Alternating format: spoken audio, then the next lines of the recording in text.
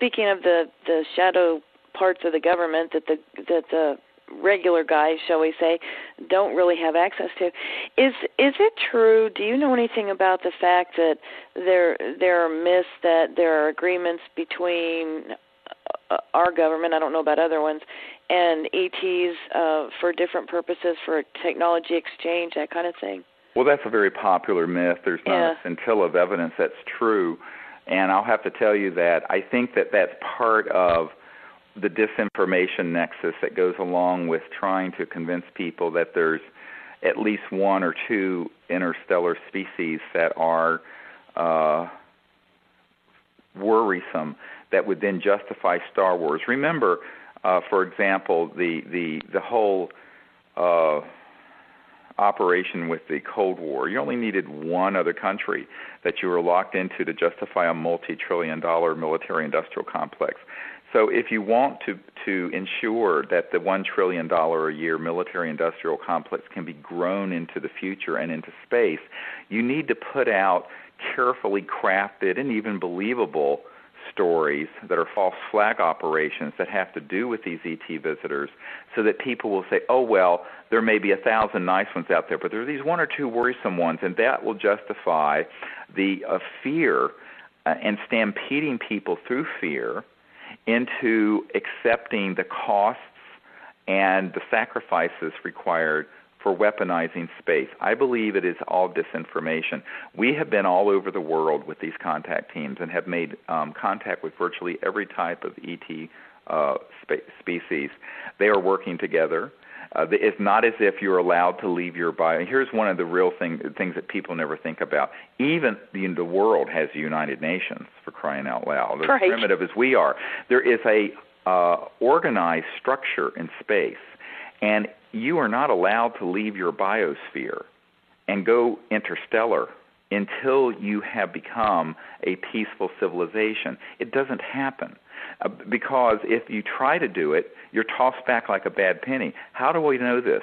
Because I know for a personal fact that we have developed faster than the speed of light technologies. In fact, Ben Rich, who is the head of Lockheed Skunk Works, said this to us back before he passed away, that we already had the means to travel among the stars faster than the speed of light. Oh, sure. But we're not using them. We're not going out there amongst the stars yet. Why? Because this ET coalition are saying, no, you cannot go out there. In fact, we weren't even allowed to colonize the moon because, and remember, my uncle designed the lunar module. He was the senior project engineer that designed it, because we were going there as a competitive species as part of the Cold War race with the Soviets into space. They do not allow people of any world, not only Earth but any other planet, to go out into space beyond their biosphere in any significant way until they have become a peaceful global civilization. And I think a lot of these other myths that are out there are disinformation programs that have been developed to indoctrinate, particularly, I hate to say this, the New Age and UFO subcultures, so that a certain belief system evolves that when they eventually announce that we're not alone, they can say, and by the way, some of these extraterrestrials are worrisome, and we need $10 trillion from the world economy to build weapons in space and defend the homeland of Earth. It's kind of like the movie Independence Day. And that movie was a script from the secret government, when Will Smith says, let's kick alien butt, and I'm going, yeah, right, as if any species that are capable of interstellar travel would have to be engaged that way. You know what? We're going to stand there and take it, right? Yeah, as if. I mean, it's so ludicrous. And, I was having this conversation with a senior military guy a while back, and I said, look, if any of these civilizations were hostile, it would have been point, set, match about the time we detonated the first atomic bomb at the Trinity site in 1945. There is no way that any civilization that's hundreds of thousands to millions of years more developed technologically than we are and are easily traveling through interstellar distances would allow us to continue on the path we've been on if they were nakedly hostile and against the human interest. In fact, they've shown enormous restraint. They don't fire when we fire on them. Exactly. We can prove that they have had loss of life and we've shot them down. But I'd like for these people with all their conspiracy theories to show me what part of the earth has been conquered by them. Nothing. Yeah, really. It hasn't happened. So I think that the other thing people have to understand, and this gets into some stuff people don't like to hear about, but it's important. Let's talk about it. Is that the covert programs that have been working on this have had technologies since the 30s and 40s that are electronics that can simulate almost anything you can imagine. Okay, they have what are called alien reproduction vehicles, which are things that look like a UFO that are made by Lockheed and Northrop and Science Applications International Corporation, a few other of these big, huge, multi-billion-dollar Beltway Bandit corporate operations. Those have been used with things that are called program life forms or stagecraft. One of the documents I have describes the stagecraft that's been used to simulate extraterrestrial abductions of people and mutilations. And this has all been part of the psychological warfare to raise a false flag operation so that eventually people would be afraid of all things alien, quote unquote, and support the whole militarization of space and the militarization of the relationship. Right. You know, if you're going to have a war or a conflict, you've got to create an enemy. And unfortunately, the UFO subculture, and in particular the New Age subculture, has this false dialectic and duality going on about this issue that is completely part of a disinformation program. And we have proven that by not only uncovering these operations and getting firsthand witnesses who have been part of these false contact scenarios using advanced man-made things that look like UFOs, but also by going out and making contact ourselves. Say, forget all the speculation and armchair talking. Right. Let's go out there and make contact and see what these ETs do, and let's see what they're really all about. And we have had nothing but the most wonderful, peaceful experiences. So, that is in sharp distinction to what you would hear in most of the movies and UFO conferences and videos and books. And are you saying, forgive me for interrupting, are you saying then that there is no such thing as abduction?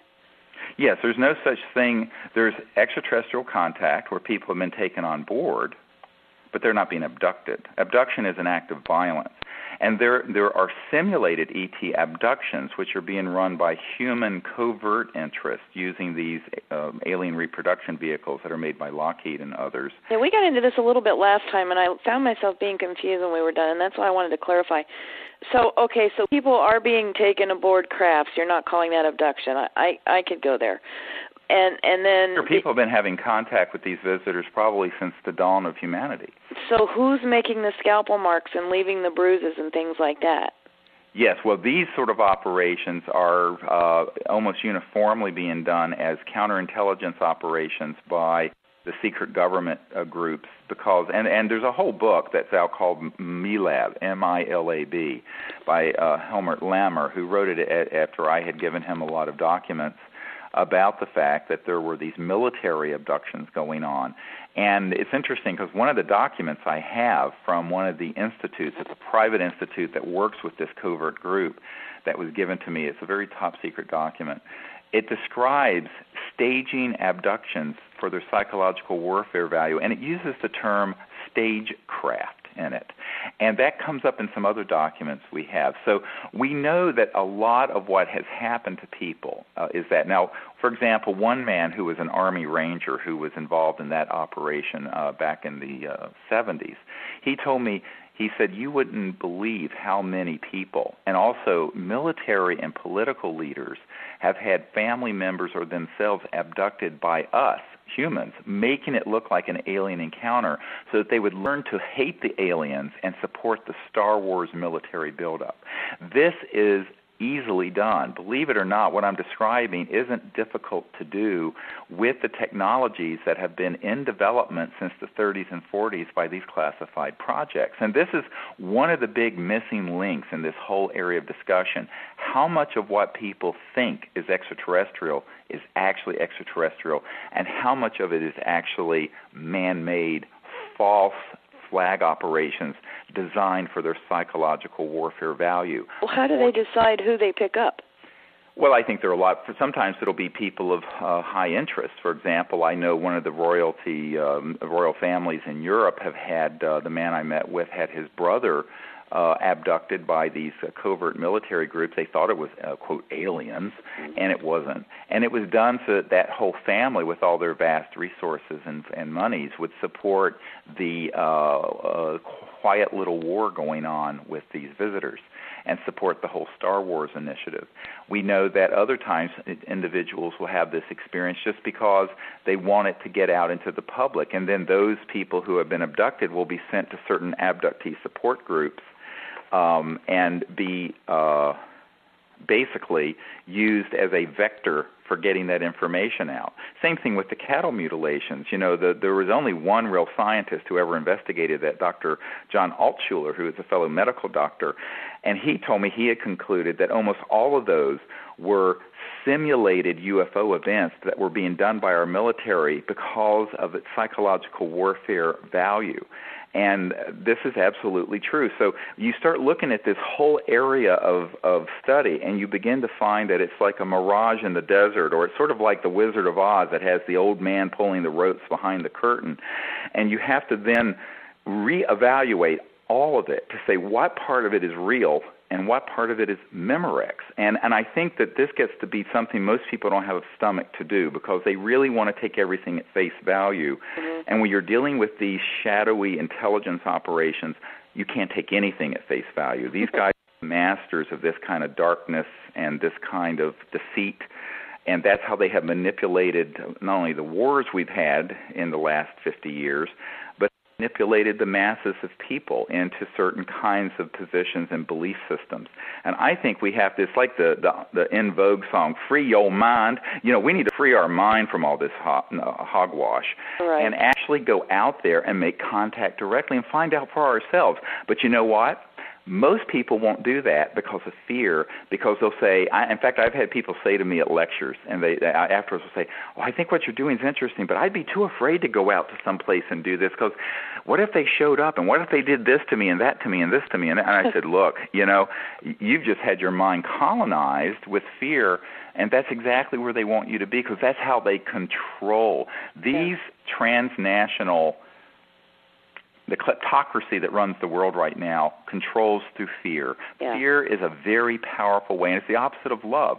And if you understand the power and the contagion of fear, you'll understand how easy it is to launch this kind of xenophobic nonsense, and people will become afraid, and they'll go, "Oh my God, that might happen to me." And therefore they sit at home in their houses looking at the idiot box instead of going out under the stars and making contact. What I'm telling people is that blow through all that fog of disinformation. Mm-hmm. It's like the Matrix in the movie, and I'm going to give you the red pill, honey.